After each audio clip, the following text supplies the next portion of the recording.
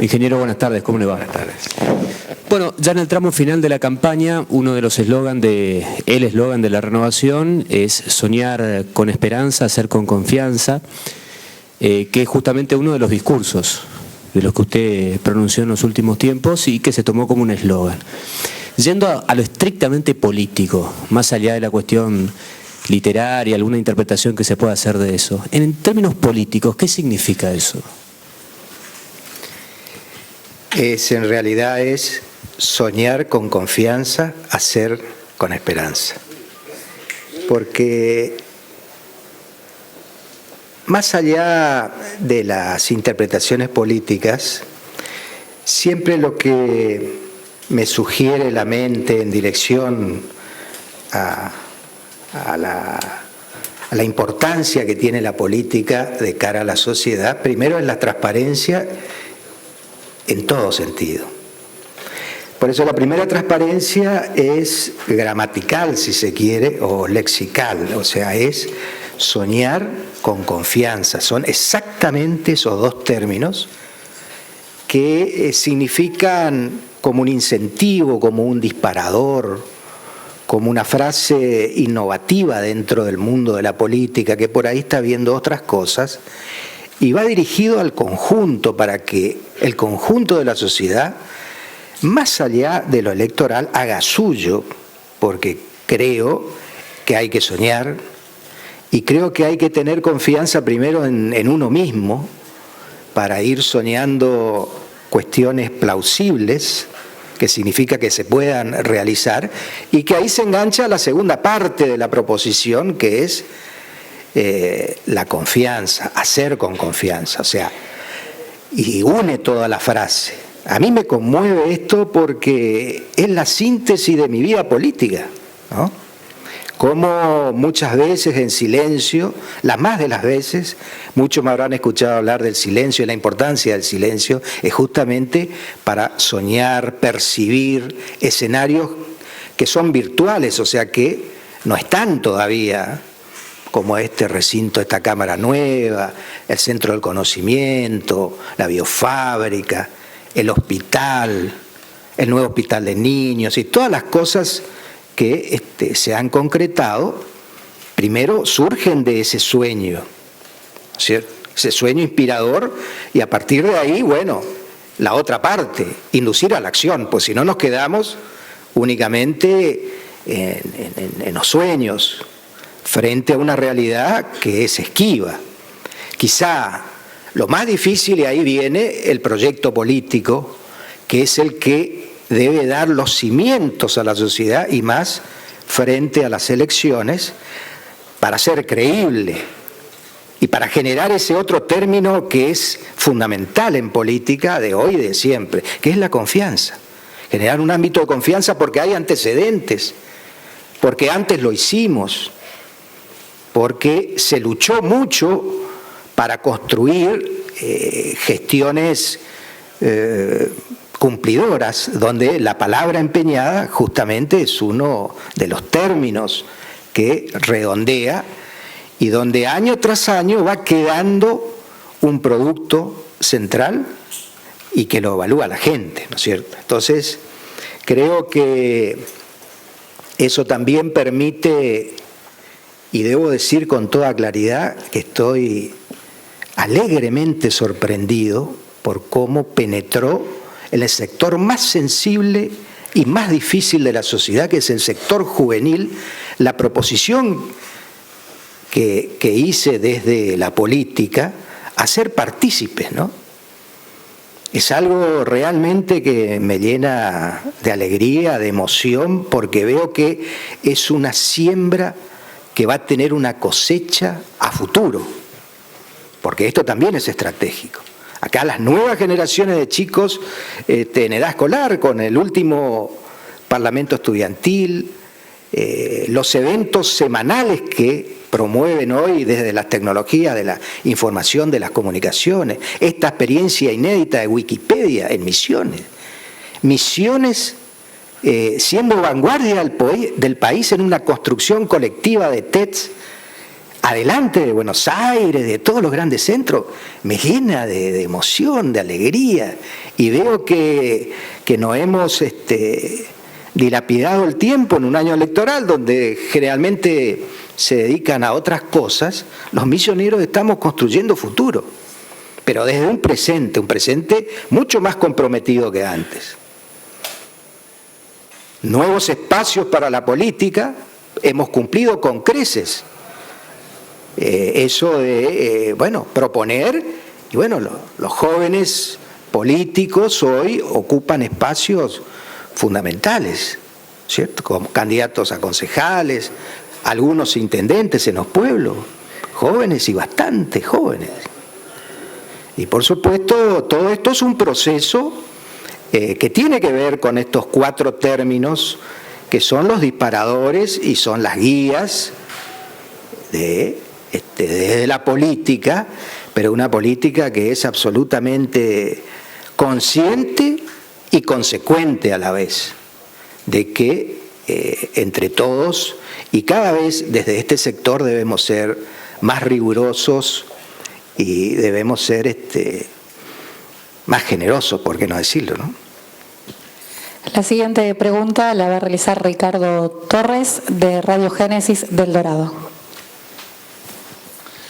Buenas tardes, ingeniero, ¿cómo le va? Le quería preguntar, la estrategia utilizada por la Renovación ahora para estas campañas luce, sin lugar a dudas, muy generosa. Y esto a partir de la consolidación de la fórmula. Me gustaría conocer su opinión. ¿Esto se debe fundamentalmente, en parte a eso, ¿no? A lo de la estrategia, o a la figura de los 2 hombres que conforman la fórmula gubernamental? Es muy difícil sintetizar hasta aquí, a pocos días de un comicio donde siempre he rendido el homenaje del silencio y a la no interpretación previa, que es también un clásico de la política, decir que la gente vota tal cosa, que tal o cual candidato es lo que piensa el que lo está diciendo, me parece un sinsentido y una falta de respeto, que por respeto a todos los demás, callo, pero tengo una opinión absolutamente distante de ese plano. Es lo mismo que interpretar después los votos, que son míos, son del otro. La gente vota un conjunto muy activo y vota sobre todo, vota su futuro, pensando en el presente y también en el pasado, ¿no? Por eso que le resulta útil y cómodo a la vez cuando hay antecedentes, cuando hay historias previas que permiten evaluar en el arco de la composición política de una ciudad o de una provincia, qué se ha hecho en una sociedad donde tenemos derechos muy claros, pero también responsabilidades y obligaciones muy claras. Este es el concepto más elevado y el concepto moderno de sociedad. Las sociedades en el mundo más prósperas son las que van a la par y paso, entre sus derechos y sus responsabilidades. Por eso no solamente levanta la mano a la hora de declamar y reclamar derechos o nuevas inclusiones sociales, un término muy utilizado últimamente, sino también cómo desde la sociedad civil se promueve que haya más solidaridad, que haya más respeto por el conjunto, una concepción del Estado que nos incluya a todos, que haya más seguridad entre nosotros, al tratarnos mejor y vernos mejor. Todo eso forma parte de este conjunto, ¿no? Pero creo que lo que entendía el meollo de su planteo, desde la conducción política o desde la orientación política, o dicho de una manera más simple, que a mí me gusta mucho más, que es desde el lugar en que me puso la gente de Misiones dentro de la Renovación, yo siento obligaciones. Tengo únicamente el primas de las obligaciones. Entonces, en cada época electoral veo que tengo que cumplir con determinadas obligaciones. Y en esta etapa, viendo, por qué no decirlo con toda claridad, un proceso o un planteo interno que había que resolver, porque había otras voluntades que pensaban que era otro el candidato a gobernador, otro el vice. Entonces, cuando vi que se empezaba a alejar de un eje de principios y de obligaciones que son fundantes en la renovación, bueno, fui cada vez poniendo el acento justamente en estas carencias, en esta falta de estos principios. Era inadecuado el giro hacia la derecha, si se me permite un término, de determinadas cuestiones, sobre todo en cabeza de quién iba a dirigir o iba a seguir, tomar la posta de un proyecto de provincia inserto en un proyecto de país.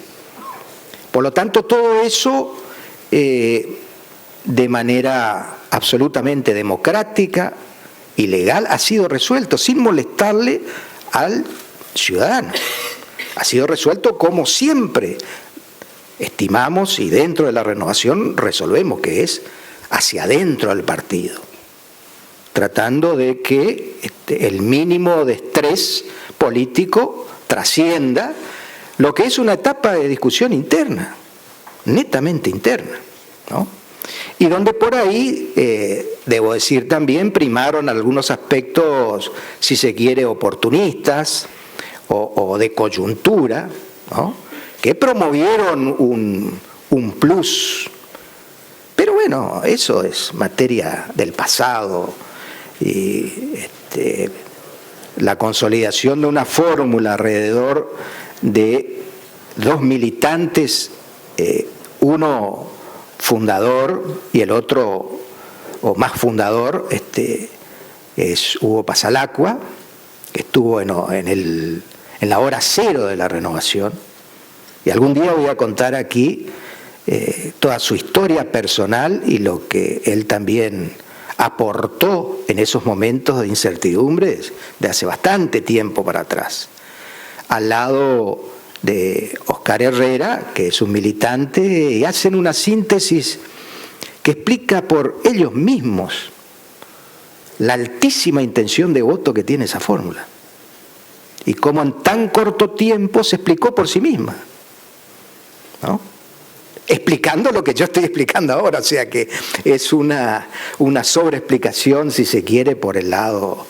Pero esto hecho de cara al pueblo, en medio de una campaña que ha sido absolutamente tranquila, y hoy tengo la felicidad también que no hay nada oscuro adentro, porque todo esto, con el giro luego que tuvo el que pretendía ser nuestro candidato y a dónde se ubicó, se explica por sí mismo.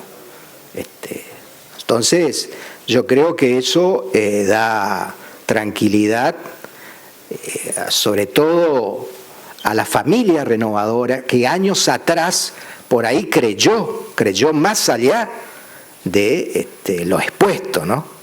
Entonces hoy se siente con ese sinsabor de haber sido defraudado, porque bueno, realmente esas convicciones no fueron, a la hora de la verdad, no fueron mantenidas, ¿no es cierto? Pero lo importante aquí es que, bueno, hoy tenemos dentro de nuestro proyecto político, también en todos los pueblos, debo decir, fuerzas y fortalezas revitalizadas, y la renovación está viviendo un proceso muy intenso, pero que lo marca la gente, de reinvención. Yo vislumbro que este 2015 es una refundación, pues están surgiendo cosas que a ustedes les van a sorprender, cosas nuevas, absolutamente novedosas. Porque este es el proyecto de la gente, y la gente está empezando con esta cuota de cambios, está empezando con hasta si se quiere, nuevo léxico, hay nuevas palabras, hay nuevas ideas, hay nuevos hombres y mujeres, hay muchas cosas distintas, ¿no? O sea, con lo cual yo veo desde la perspectiva que es un tiempo diferente, un tiempo nuevo. La siguiente pregunta la realizará la periodista Marité Bebier de Canal 21. Buenas tardes, ingeniero. En estos últimos tiempos se ha visto una notoria dedicación hacia los jóvenes, muy particularmente por parte de la conducción política, con los youtubers, con el Parlamento Estudiantil, con el Wikipedia. Y ahora, hoy, un hecho trascendental con la aprobación de la ley del boleto estudiantil gratuito. ¿Este es el camino y este es el proyecto para seguir trabajando adelante, brindándole estos espacios a nuestros jóvenes de Misiones? Sí, sin duda que forma parte de esa comunicación nueva desde la política que va mucho más allá de lo dialéctico, porque hay cosas concretas. Hoy los jóvenes que se suman de a miles en toda la provincia tienen una actitud que debo decir completamente diferente.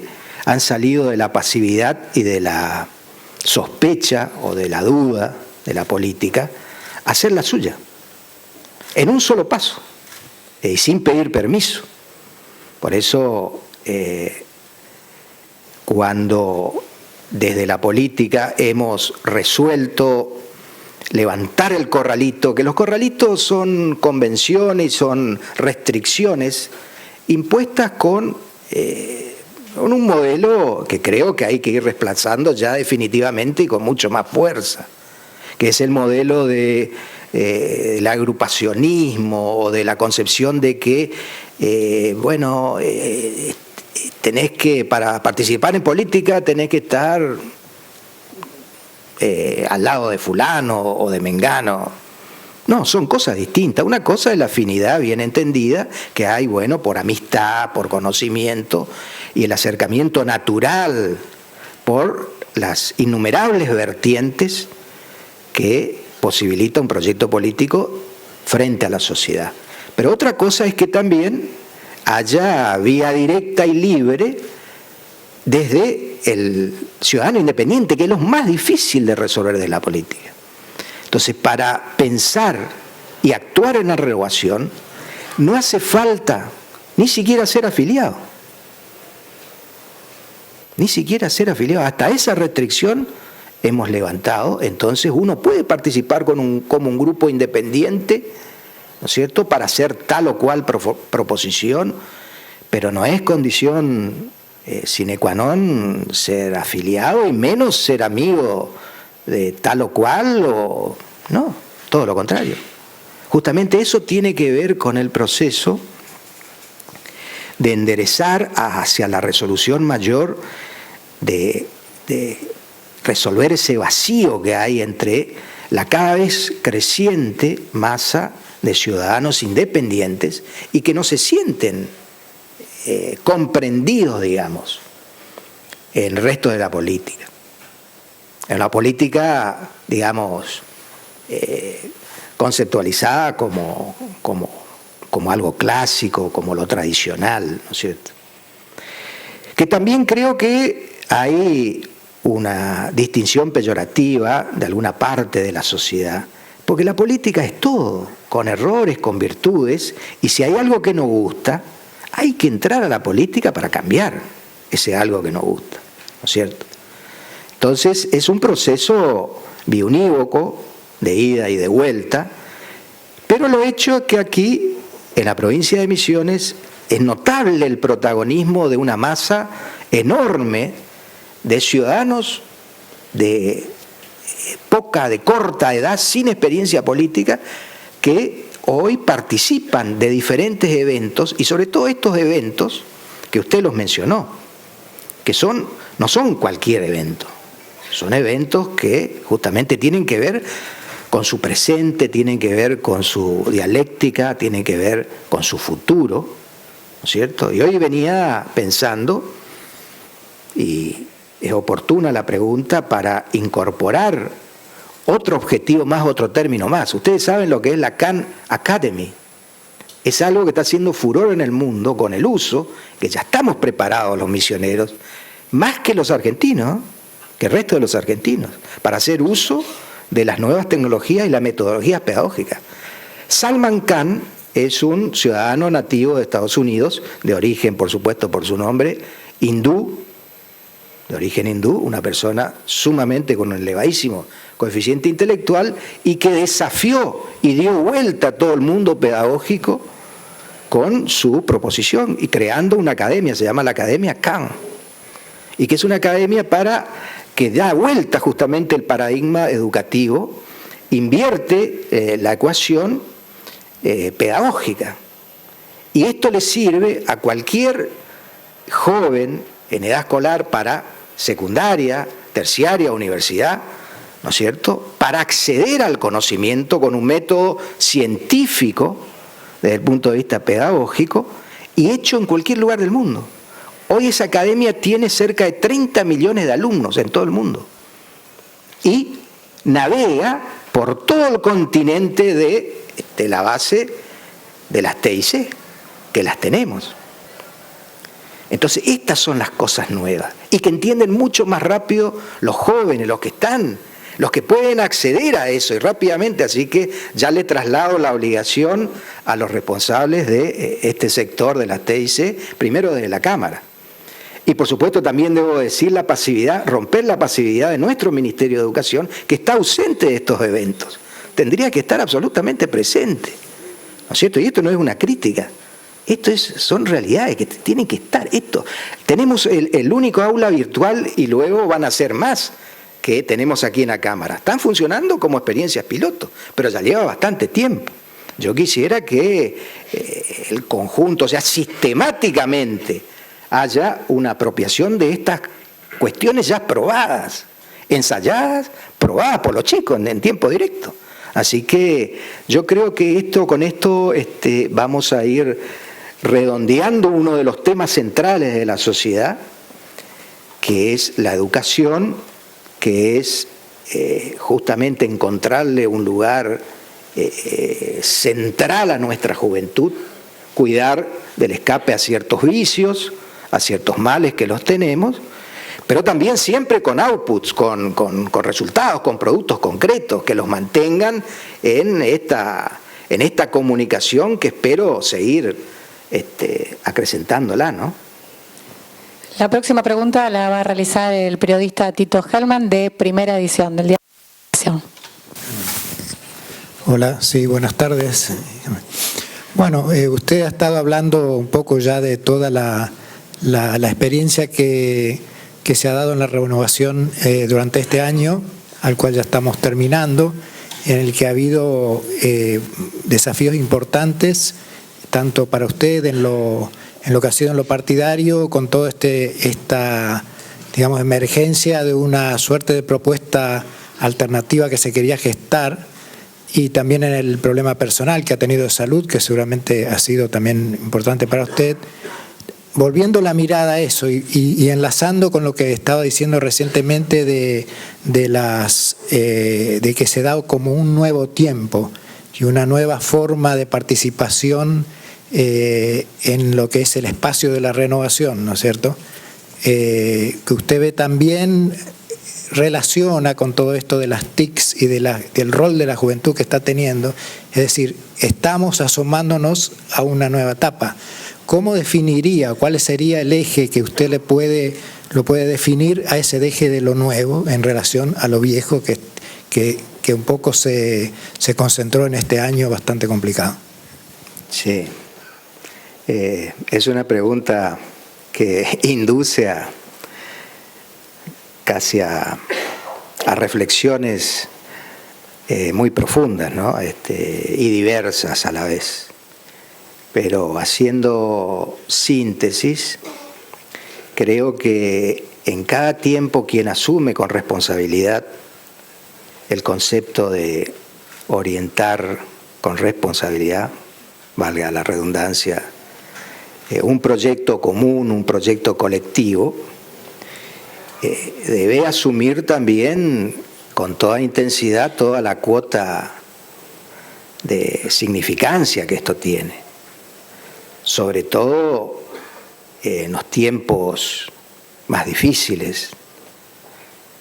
A mí me ha tocado en más de una oportunidad transitar haciendo valer términos y principios en épocas donde valían muy poco. Épocas de crisis económica, social, política, donde hasta casi había que esconderse. Bueno, yo no lo hacía, nunca me escondí de nada ni de nadie, siempre de frente, pero asumiendo una cuota de desgaste o de insatisfacción frente al otro, ¿no es cierto? En este caso la sociedad, que fue la etapa previa y casi fundante de la renovación. Pero como todos los periodos son distintos y todos son igualmente intensos en cuanto a esa responsabilidad, sí, ciertamente en estos últimos meses donde me tocó defender estas cuestiones, principios, palabras empeñadas, historia de cara a la gente, ¿no? Y también convivir con un proceso personal de enfermedad, han significado haber pasado una etapa muy intensa que la transité con una enorme fe y la misma convicción de siempre, pero sí aferrado a esto. Por eso puedo reconocer la importancia de que en un mar de cuestiones las más importantes son 2 o 3. Yo siempre hablo de la ley del 80-20 para distinguir entre si tenés 100 cosas para hacer y tu creencia es que esas 100 cosas son importantes y estás perdido porque sabés que no podés hacer las 100, sino que tenés que hacer 10. Porque materialmente no hay tiempo, no hay recursos. Bueno, ¿de qué te vales? Y hay una ley, que es la ley de Pareto, la ley del 80-20, que dice, bueno, pero te da una idea de que hay que despejarse de lo importante, de lo superfluo en la vida, y esto sirve para todo, y también para la política, ¿no? Por eso, pocas cosas que son la palabra empeñada, ¿no es cierto?, la historia, ¿no?, la relación con la gente.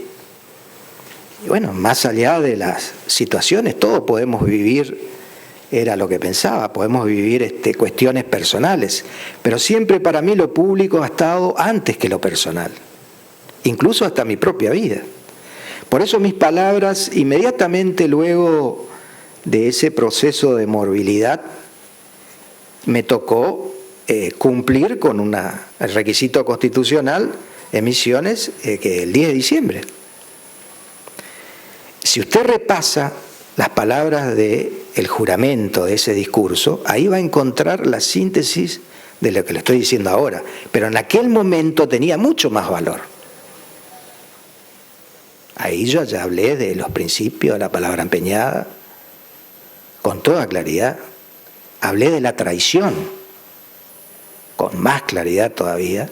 Hablé de un montón de cuestiones que eran vívidas y son procesos que lo vivimos, que no hay que esconderlos, porque esas son las fortalezas para adelante.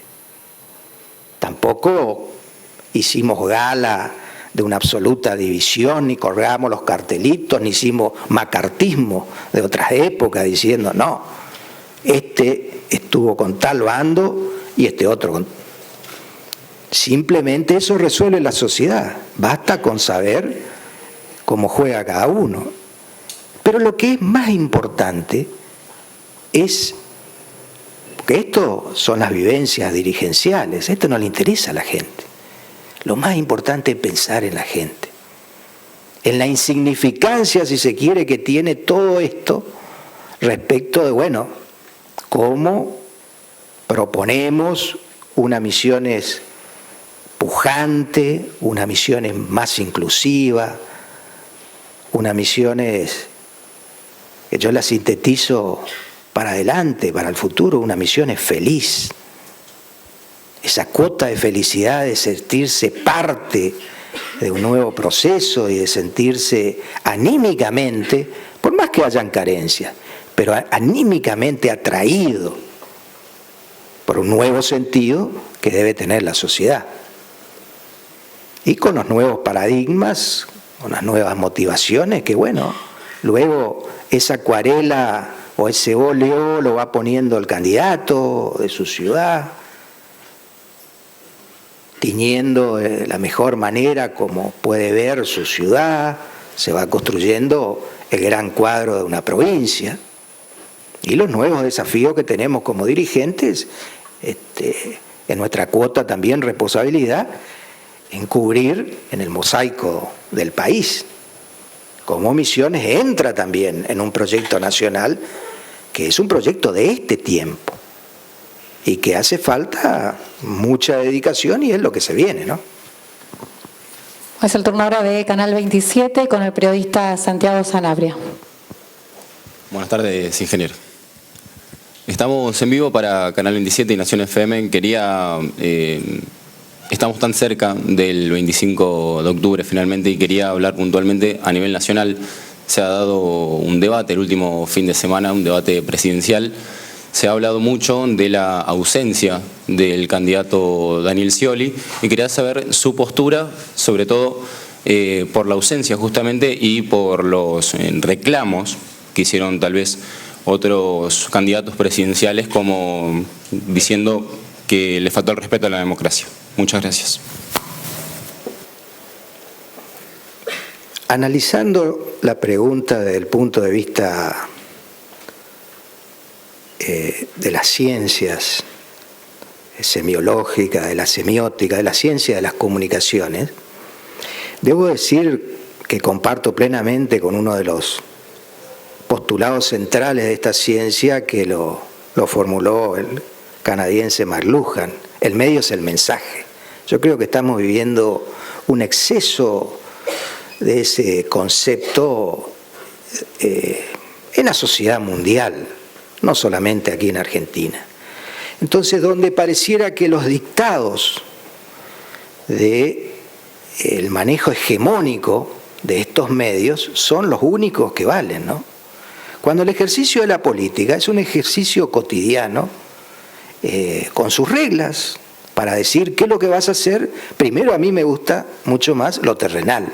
Me gusta que el candidato entre verdaderamente a la casa del vecino, sobre todo el candidato a presidencial, que conozca todas las provincias, todas las clases sociales, y no solamente que esté registrado en un cliché que es un montaje como se hace una película, donde hay un proyecto, un guión preelaborado para decir tal o cual cosa, donde se va alejando de lo natural. Y lo natural para la política es esencial. Por eso todos los escenarios así armados, donde tenés que hacer esto, o si no, no sos, o cuidado que te van a sacar, te van a restar votos, me parecen que son peyorativos para la gente, porque es subordinar y subestimar la capacidad de aprehensión que tiene el conjunto de la sociedad. Y nuestra sociedad no es la sociedad americana, donde están acostumbrados. Cuando nació la televisión en el país del norte, ya allí los dos únicos partidos hicieron suyo el folclore, pero esto es folclore, no lo hace mejor ni peor. Es folclore, es costumbre de ir a la televisión, hay 2 o 3 cadenas, ahora hay un poquito más, no mucho más, y donde manejan, por así decir, la perilla de la intensidad de tal o cual proposición los dueños de los medios, no los partidos políticos. Entonces yo creo que es una reducción de la política a términos. No tengo nada contra eso, está bien, perfecto, pero al que quiere. Pero para construir una república y sobre todo para plantear cuestiones esenciales a la periferia de esta república, como somos los misioneros, mayoritariamente estamos lejos de sentir como una ofensa, mucho menos como que es un faltante. No, yo creo en lo otro, reitero, y me hubiera gustado ver políticos nacionales recorrer palmo a palmo para tener visto por ellos mismos y contado, no por un eslogan, reitero, un montaje o un afiche o un spot de televisión que está armado, que ahí el candidato le conoce a la señora Florencia o al señor Roberto, le conocen, pero como actores están ahí, pero no saben de su vida. Aparece en un afiche repetido en miles y pareciera como que hay un aspecto sensible de un candidato, hay un mensaje. Entonces, yo creo en la potencia y en la importancia de los medios, por eso los más media y la tecnología de la información de las comunicaciones deben servir para educar, como es la proposición central que hacemos, porque eso verdaderamente los hace libres. Ahora, un mal producto o una mala orientación del manejo de estas herramientas es cuanto menos tendencioso y es para cubrir otro interés, ¿no es cierto? El interés por ahí de los dueños de los medios, ¿no? Le cedemos la palabra ahora a Alejandro Spivak, de LT17. Buenas tardes. Ingeniero, dos preguntas cortitas son en realidad. Una tiene que ver con, siempre fue la defensa del rol misionerista en la Cámara de Diputados de la Nación, defendiendo este proyecto nacional y popular. Uno sabe que con Scioli este proyecto, va a seguir y se va a profundizar. La primera es, ¿qué rol van a cumplir los diputados si va a seguir este proyecto misionerista apoyando fuertemente al candidato y posible presidente Scioli? Y después, la otra cortita es, Scioli el lunes habló de apoyar las economías regionales y concretamente cuando yo tuve la oportunidad de preguntarle, hablamos de la coparticipación en misiones. Y una de las cosas es la posibilidad de un fondo de reparación histórica para Misiones por la pérdida que tuvo la provincia desde el 89 en adelante. ¿Es posible esto plantearlo? ¿Es posible charlarlo con Scioli cuando sea presidente? Yo voy a contestar la primera parte de la pregunta que hace al ámbito político, que es el ámbito donde me muevo y están mis obligaciones.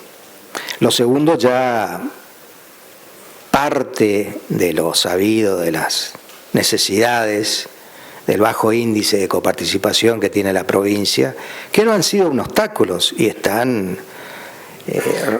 resueltas en parte con el esfuerzo de los misioneros.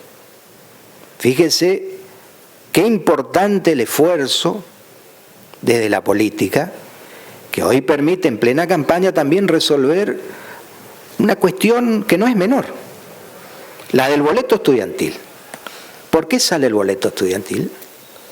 Sale porque más que un Estado presente y un Estado sensible, hay un Estado que puede luego de un periodo de vacas flacas, un periodo de falta de recursos, es un Estado que está de pie y ha creado los recursos para luego hacer tal o cual cuestión. Entonces, esto es muy importante porque le da un tono a la política totalmente diferente.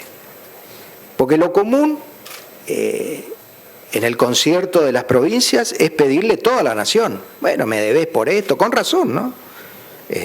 Va de suyo que no hay, al no haberse cumplido con la Constitución del 94, de sancionar una nueva ley de coparticipación, de hecho hay un faltante.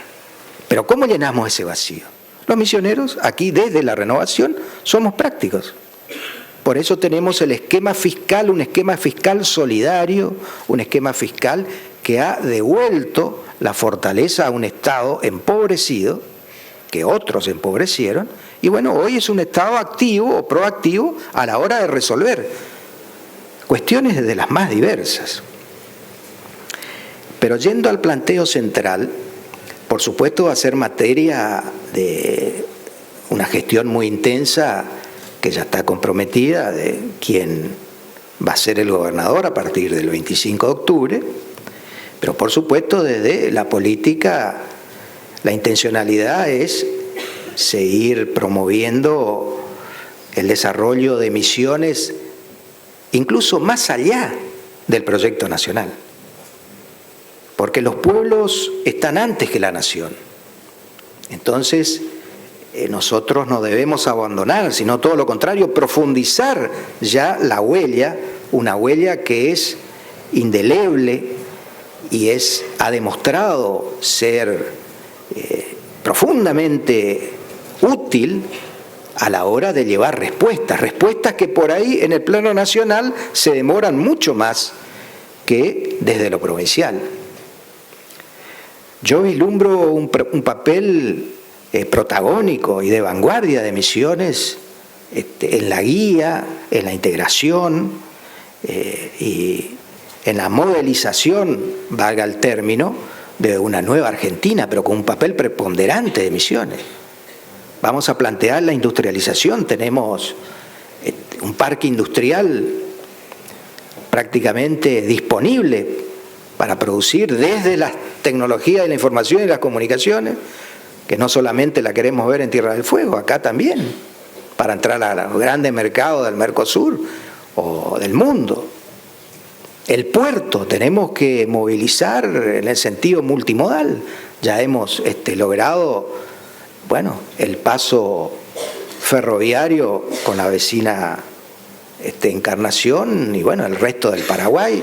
Es un adelanto, pero la concepción multimodal de transporte es obligada.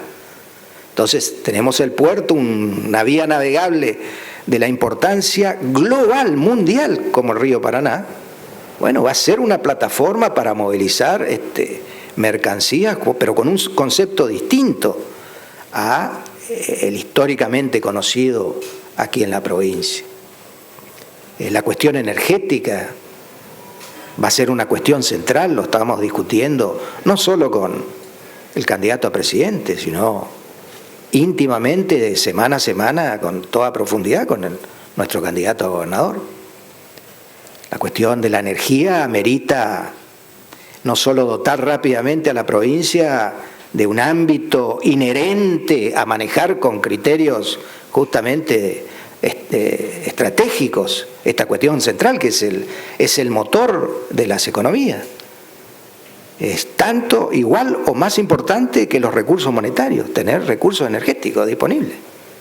Si no, la economía, ustedes saben, se estrangula primero y después empieza a retroceder. Por supuesto, esto y otras cuestiones ameritan un segundo plano que quiero llevar certeza y certidumbre.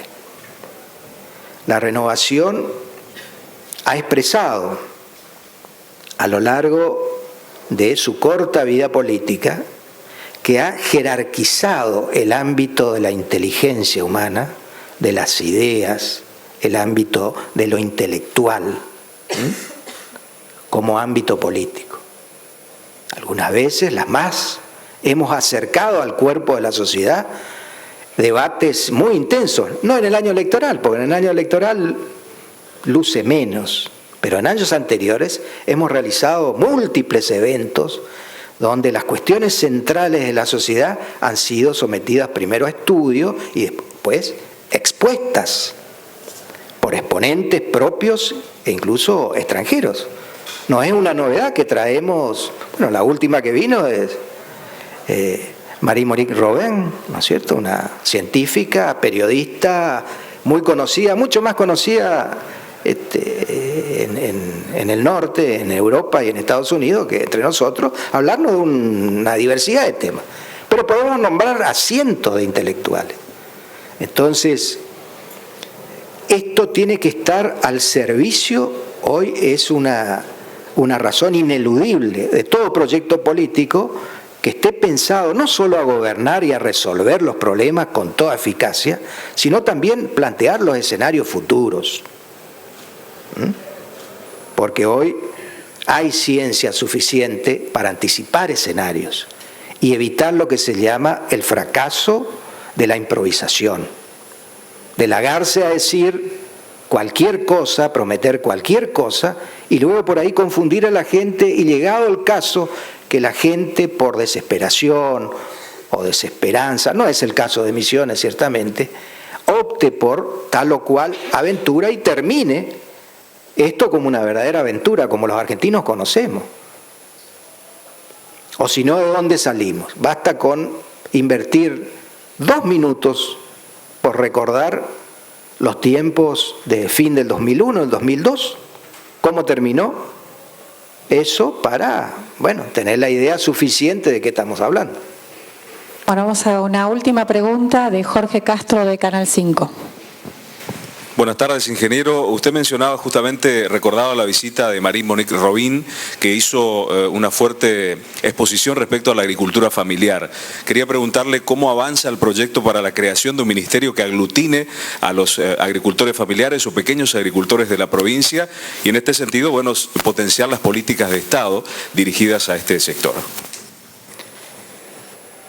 No me corresponde a mí ni en este momento hablar o tomar como válido la idea. Sí comparto la idea de un ministerio, pero dejémosle al próximo gobernador que lo anuncie y lo diga.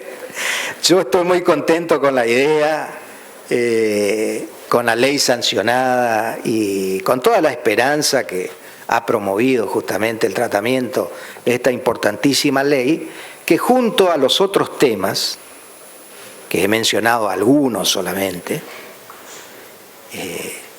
van formando, ya formaron la agenda de gobierno del nuevo tiempo, ¿cierto?